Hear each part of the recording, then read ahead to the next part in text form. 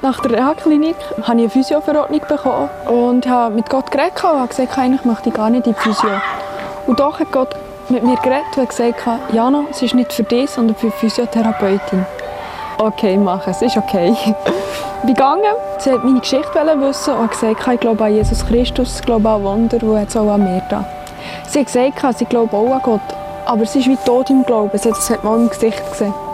Und ich durfte für sie beten, ich habe ihr von Jesus erzählt und habe ihr eine Bibel geschenkt.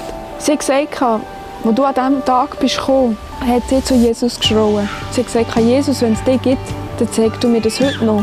Und wenn nicht, fahre ich mit dem Auto in die Wand. Wie schön ist es zu wissen, dass wir Menschen begegnen dürfen, Jesus Christus, dürfen eine Antwort sein von einem Gebet von jemandem anderes.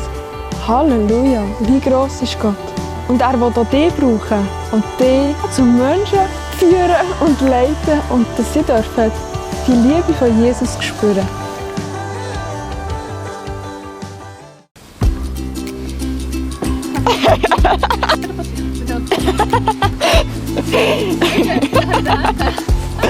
Weißt du? Ja. Ist gut.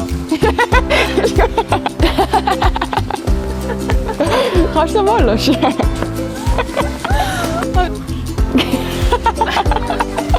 Das ist nicht kalt, geht's? Okay.